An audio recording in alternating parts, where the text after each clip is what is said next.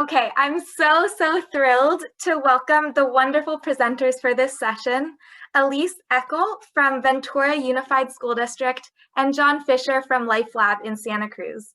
Their session is called School Garden Tales, Successes and Challenges Related to Creating a Strong School Garden Culture. Thank you so much, Elise and John. Thank you, Amy. Good morning, everyone. I'm Elise, and it's so great to be with you all today. Thank you so much for joining us. I am so glad to be here with John to present about creating a strong school garden culture, creating and sustaining school gardens. And so John is going to share the screen for us. Thank you, John. And I'm going to get us started. The why of school gardens. Next slide, please, John. So connecting the garden to the cafeteria is one of our key program goals at the Healthy Schools Project. We want our students to feel connected to their school garden, feel connected to their cafeteria, and experience the integration of the two.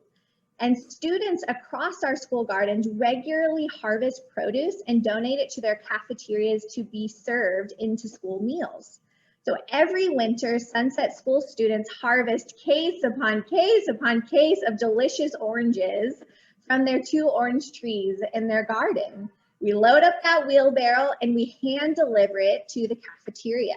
Students beam with pride and a sense of accomplishment as they deliver their harvest to the cafeteria manager, who gratefully accepts their contribution for the upcoming meal. Cafeteria managers regularly share with us that students eat more fruits and vegetables from the lunchtime salad bars when they grow it in their garden. And this is exactly what we want to see happen. Students who are actively connecting to their school garden and cafeteria while learning how to nourish themselves.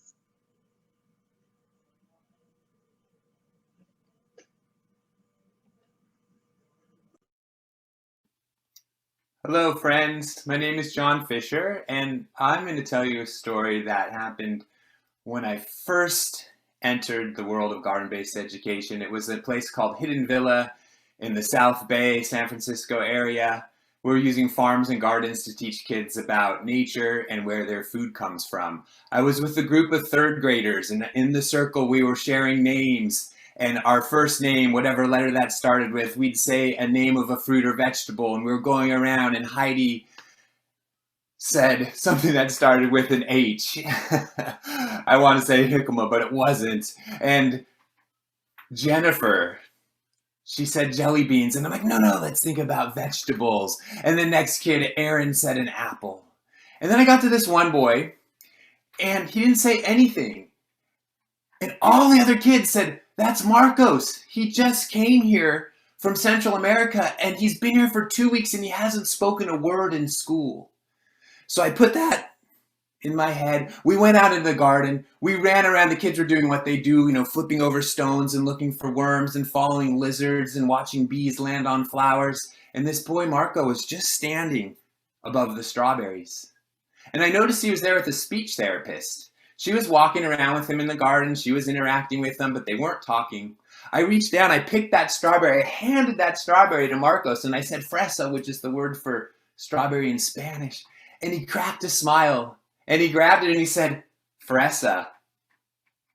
His speech therapist, who was standing behind him, started to cry. It was the first time within a school context that he actually spoke. And to me, that's just one of the reasons why using a garden as an instructional tool is a good idea. What other instructional tool can you measure, record, graph, sing about, write about, and hypothesize in? What other educational tool rots and reproduces at the same time as a place that you can break a sweat in, that is edible and solar powered? What other instructional tool can withstand the elements, is full of hundreds of living creatures, follows the seasons, is not always predictable, and is connected to every culture in the world? That is the power of using a garden as an instructional tool. And it's not just what I had to share. Research shows that gardens increase positive attitudes in learning. Teachers say that students learn more effectively. Gardens have been shown to increase GPAs and math scores. If you go to this lifelab.org/why school gardens, you will see loads of articles and reports and PowerPoint presentations and videos that state this case. Another reason, which many of you in the room are here to learn about or working on in your own schools and districts, is what we call Garden Enhanced Nutrition Education, which we abbreviate as GENE. Why think of true GENE? You know, we do nutrition ed, we might run out in the garden and do an activity, we might eat something, but true GENE is when you're actually teaching a concept that is hands-on, that is edible, and teaches a nutrition concept. For example, can you plant a My Plate garden in your school? And then can you focus on eating the fruits and vegetables that are the biggest part of that My Plate? And then can we talk about why we want to have a balanced plate using My Plate activities? To me, that is true GENE, choosing a topic or a theme and hitting it on all these different levels. When we're working with kids in an outdoor space, in a garden, we think of GENE or Garden Enhanced Nutrition Education not as like, you need to know serving sizes and you need to know the daily recommended allowance of your vitamins. We really are looking just to make nutrition lessons fun, hands-on, and engaging. We want kids to see food in a larger ecological context. Where is this food coming from? What about the farms and the sun, soil, water, and air that is everything we eat and everything we wear? And we also want kids to leave with positive experiences around these healthy foods. And when we do that, research shows that students who plant and harvest their own fruits and veggies are more likely to eat them, and that leads to changes in attitudes and behaviors. And the research shows that. And you that have worked in garden-based learning have probably seen that happen in your own gardens or in your own classrooms where you're cooking. So we asked you in the registration process, why are you interested in school gardens? And this is kind of a snapshot here. The high majority of us here are looking to do food, nutrition, and culinary education, which makes a lot of sense. And that has been one of the main foci of school gardens in the last 10 years, 12 years. Thank you, Michelle Obama. Let's move again as we move forward. Ag education, farm to school, really strong connection. Outdoor literacy. We want kids to learn, once again, about the sun, soil, water, air, everything we eat and everything we wear. And then we could see some of the other reasons that you are interested in school gardens, academic connections and food justice and food relief, learning about how food is produced.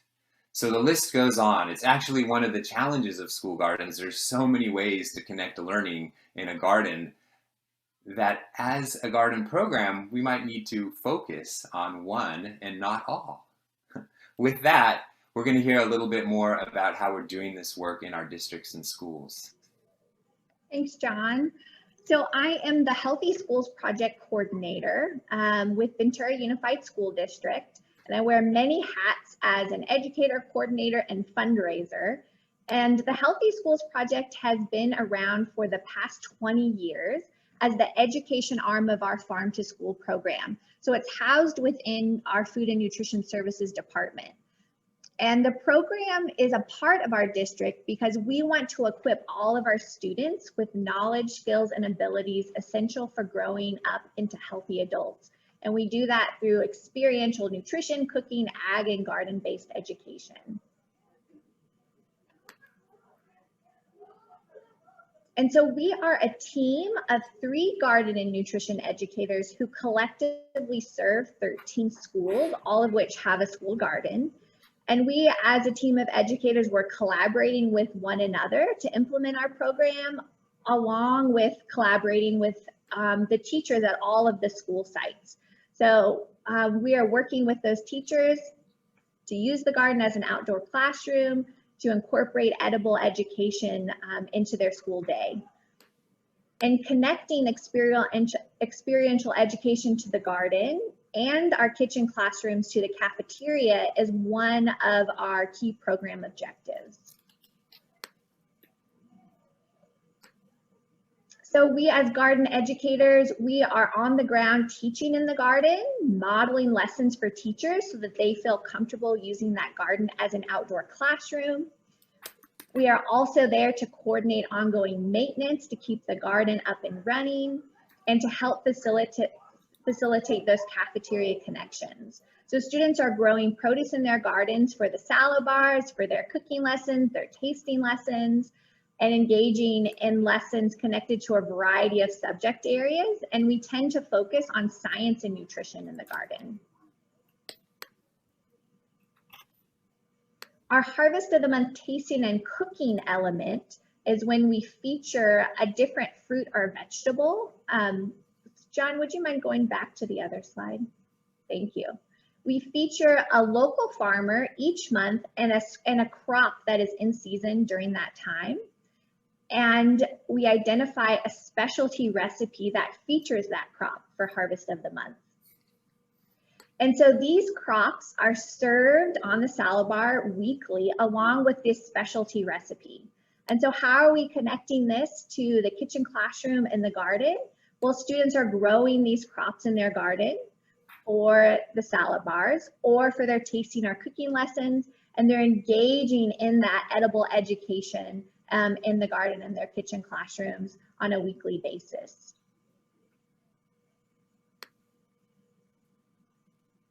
And then at the end of the year, we celebrate a great year of edible education, and we bring all of our students out to a local farm. We partner with UC Hanson Agricultural Research and Extension Center.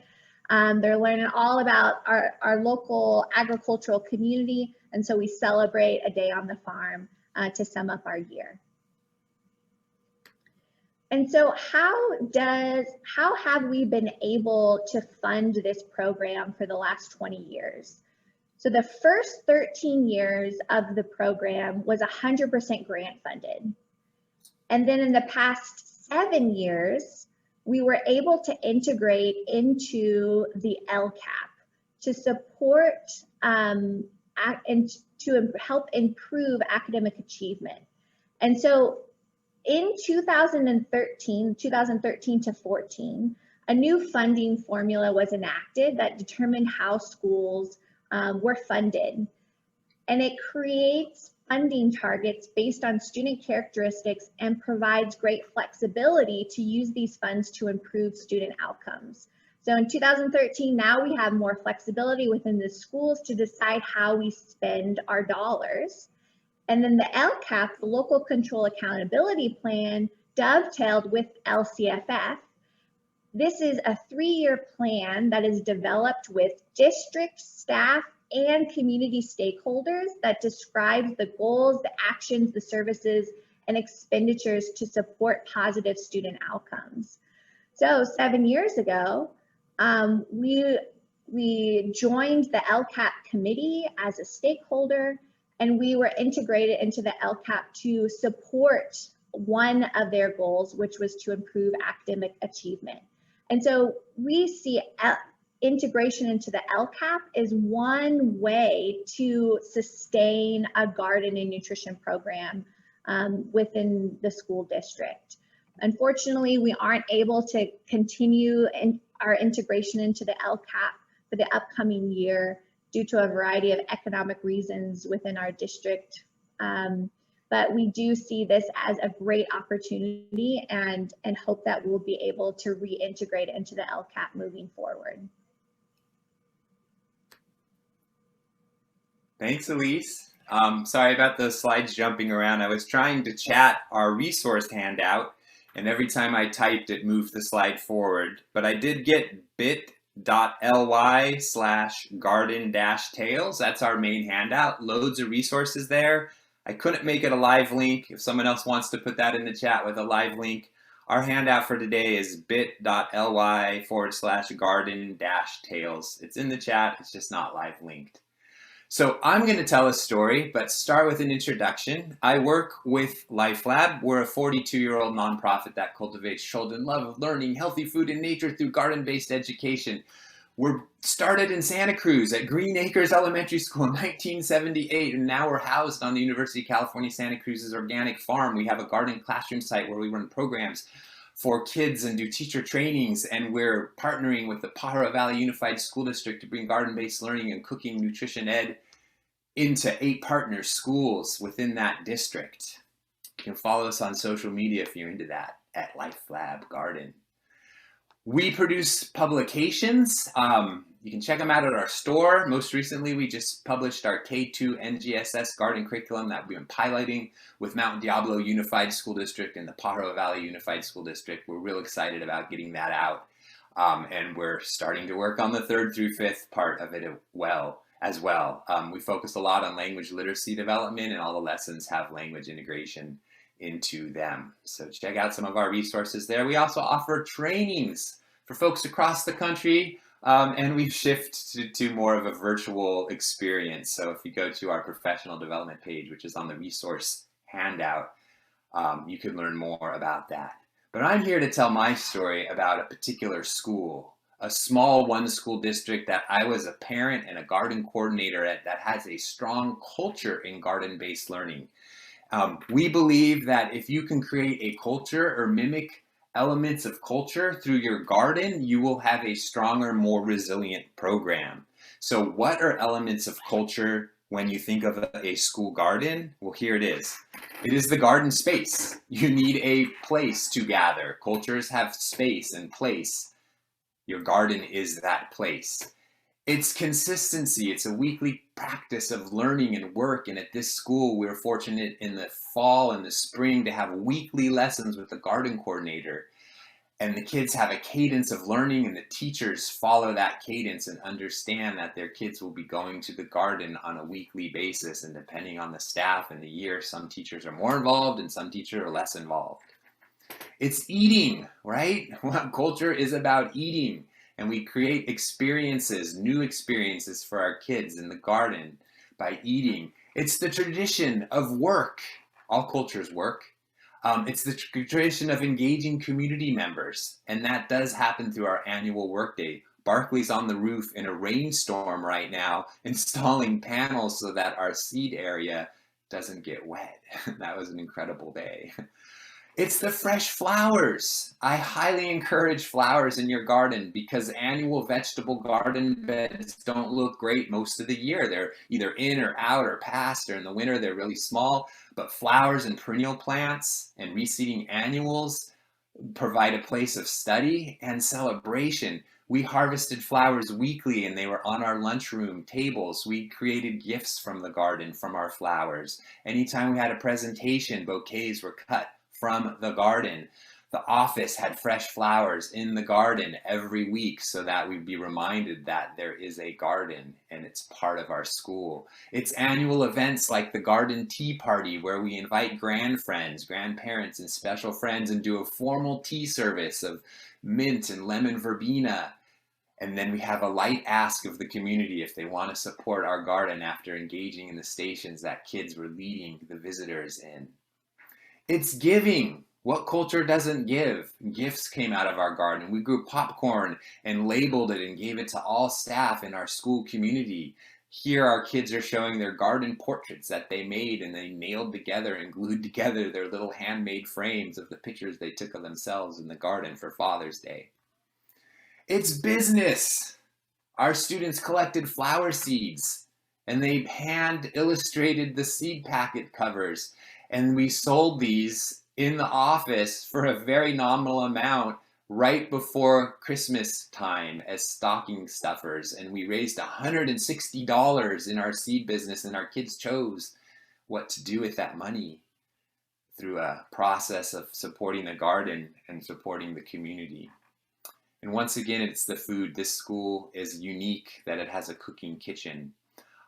And anything that is harvested, like Paula and Jonathan there have some lettuce, they would cook that in their fresh cooked kitchen. And that is a bit of a unique stretch that many schools may not be able to attain, but it is a goal and a vision. And I know it's being copied, that model of having a real cooking kitchen where 5th and 6th graders cook the meal for 100 people every day. So how does this work? So I've shared the cultural elements, but of course we need money. We need to pay that garden coordinator.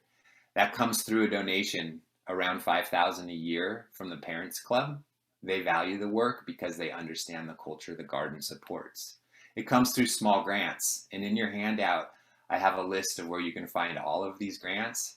But the $1,000 to $2,000 grants that we get consistently are from Ag in the Classroom, the Whole Kids Foundation, California Fertilizer Foundation. And then in our area, since we're on the Monterey Bay, there's grants that are specific to teaching about habitat and protecting the ocean waterways. And so Ocean Guardians grants have come in, and we've done native landscaping and orchard installation. And one note about that food lab program, it is a part of the National School Lunch Program, and they do raise additional funding to have an additional staff. So our food service director, along with a part-time staff, are in the kitchen every day with kids cooking. You can find out a lot more about the program at the website there, Pacific Elementary School. So how do we create a culture? How do we build that culture in our district and our schools? It's this easy, right? You just go down to Costco, you get your school garden kit, just add kids and water. No, it's not that easy. I'll be the first to say that creating and sustaining school gardens is not an easy task. This is what you all had to say about the challenges related to creating and sustaining school gardens. So maintaining the space. This is not like a library. You know, we'll fund books, we put them on a shelf, and maybe you dust the shelves and have someone, you know, ideally you have a staff person to organize those materials and maintain and manage the library. But a garden is a living, breathing system. There's living animals in it, there's living soil in it, there's living plants in it. The maintenance associated with a garden is not an easy task. So that I see here noted as one of your largest challenges, and it's valid. Finding the funds. School gardens are not institutionalized or built in to have strong funding lines. Some schools have figured it out, some districts fund positions, but this is something we need to figure out, is how can we institutionalize or bring in strong budget lines that are consistent over time in our schools and districts. I do see school nutrition food services being a place to hold that space, similar to how Elise has been working with their program. You know, they've been doing that for 20 years, and there's other districts to share that do that similar work. So there are lots of barriers. I'll summarize them here. Funding, finding that champion, that might be an administrator, that might be a teacher, that might be a food service director. It's communication within a school community. It's a challenge to communicate within a school. There's a lot of moving pieces and a lot of people that make schools thrive. It's the maintenance, it's the summertime, and it's that teachers just have their hands full. The solution, it comes through people. We recognize people are the heart of school gardens. There's all different types of people that are involved in supporting school gardens, and they're all different types of organizations. Organizations that you can look to partner to support your garden-based learning efforts at your school or district. Maybe local nonprofits. It might be the university and the master gardeners. It might be straight out of your school or your district. Maybe your school food service does have the ability or interest to fund someone that can coordinate garden-based learning efforts or do some teaching within a garden or nutrition classes. It comes through state, county, and city partnerships. Maybe there's one particular element of your particular region that they're providing funding or guidance. I know that our county health does nutrition education classes in our school, and that our county waste haulers provide grants for composting education. So looking within your partners in your state or county or city and find similar crossroads of what they're trying to do and what your garden could reinforce is a great approach. Foundations, your local foundations, your Rotary clubs, the junior leagues of Monterey County, they support school gardens. It's about asking. Not many foundations or donors say no to school gardens. Nobody says, oh, that's actually not a really good idea to teach kids about where healthy food comes from. So go out and tell your story. Other partners we've seen are community gardens or farms. I know at Pacific School, we have a farming community, and we've asked the farmers if they have ever could lend some farm workers, some of their folks that are experts at weeding and maintaining and cleaning physical spaces. They've come in with their trucks and completely cleared out our spaces when we were overrun with weeds at times. And it was great to have professionals do that. So who's in our room today? Who are the people? So administrators, it's great to see you here with an effort or with the foresight of, hey, I understand that gardens could support the work that we're doing in our school food or our nutrition education programs. Teachers, we have a lot of educators here today. We have food service staff. We have garden educators as well. So we're looking at administrators and educators, and those are some incredible folks to be a part of the team. Because when we look at what makes a sustainable school garden, it's that people once again, and usually it's not one person, it's a team that share a vision and a plan. They have smart design, meaning the gardens are easy to maintain. They facilitate learning, and that you're planting with a purpose. You're not going to plant a tree that gives you fruit in the summer when you're not there. If you're going to plant a tree, it's going to be one that you're going to be able to harvest and celebrate when the kids are in school. So that whole smart design concept, there is a link on your handout. I have a webinar on it. We have photo albums. We have video tours of school gardens from across the country and other design resources listed in your handout. I've spoken about culture. Think about what are cultural elements. Think about culture as a whole and how can you bring those to your school garden? And then once again, cracking the nut of financial support can be done. If you already have a strong school garden and you're looking to make it stronger, this is a great assessment tool. And in your handout, there's a link to assessment tools. This is called the Green Tool for well-integrated school gardens. And they look at 4 different domains that lead to a well-integrated or sustained school gardens. And that is resources and support, your physical space, student experience, and community. Pretty much reiterative of what I just shared with what makes a strong school garden. Last but not least, we're here talking within the realm of nutrition ed and school food service. There are many programs that focus on garden to cafeteria. No better way to bring a strong cultural element to your school by having your garden harvest and share food within your school meal program. This is one of my favorite projects to document how different districts set up their garden to cafeteria programs. And on this page, the garden to cafeteria page, I have videos of school districts that do this work. And then also all the different policies and protocol and guides for schools to do this safely within the context of their district or county health. Additionally, on this page, there are resources from the USDA that mandate and outline how school nutrition services can use their dollars to fund garden-enhanced nutrition education efforts. So for example, in Detroit, they've bought tractors and high hoop tunnels to farm and then use that food in their school food service. I'm not suggesting you go out and buy a tractor with your food service dollars, but possibly you could get hoses and seeds and pay for some nutrition education programming. So once again, there's the link to our resource page if you haven't checked it out, bit.ly/garden-tales. And that will link to our resource sheet. I just want to let you know that I've been doing this for over 20 years and everything you need to create and sustain school gardens is already out there. It's just sometimes hard to find. Hopefully the resources I have get you in the right direction. And just to remind you that there are no gardening mistakes, only experiments. We just have to go out and keep working and learning season to season and making communication and partnerships as we move forward and do this work.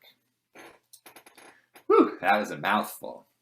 So we are going to transition now and let you all connect and have a little peer-to-peer time.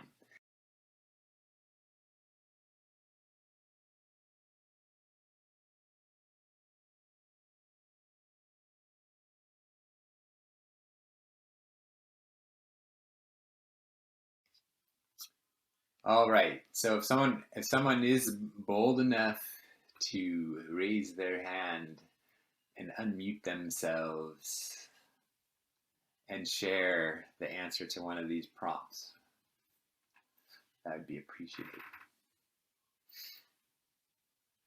I was thinking that the garden can be a place for art. I remember as young kids, we always had, like kindergartens, always had art easels outside where they could just walk up and start painting. Can't we have that in the gardens? Yes. I love it.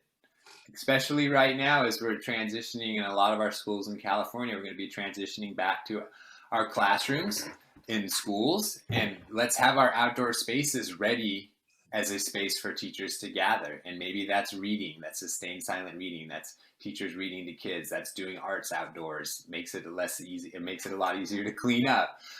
So let's, as teachers are coming back, let's make sure our outdoor spaces are suitable to welcome them with the appropriate distance and safety measures in place per our districts and schools, and invite our educators to use these outdoor spaces. We're blessed to be in California where the weather is kind to us. Anybody else want to share on one of our prompts? See people in the chat love the idea of reading in the garden. They want to start a garden. Highly recommend the Whole Kids Grant. Get that in. It's $3,000 and you can apply every other year. April's going to share, but before April speaks, I do want to let you know that on my Pacific School Garden site and on the handout resource that I gave you, I have copies of all the grants that we got successfully awarded at Pacific Elementary School. So you can go there to see samples of grant language and how we set up budgets and what we were asking for. April, are you able to share? Yes, I am. So I am inspired to write a written food safety plan for cafeteria accepting the school garden produce, because that's the one piece that I'm missing. I've got some dedicated families, I've got some dedicated teachers, I've got some dedicated community organizations, I've got some pretty good harvest coming out of the garden. I just need that last piece to connect everything. Thank you so much for sharing. So I see folks sharing in the chat. We have come to our time. I want to thank the CDFA for putting this on and for all of you to come and during another Zoom conference. Hopefully you got some great ideas. The resource handout that we provided should share plenty of reading as the time moves on. And I just want to remind you as we close out that you do not need a green thumb to garden, you just need dirty knees. And that was a quote we heard from a teacher who was just going out there and trying to figure out how to make her school garden work. So I'm going to pass it off to Elise and Amy. It was so great being with you all this morning. Thank you so much for joining us, sharing your insight, your ideas. Garden on.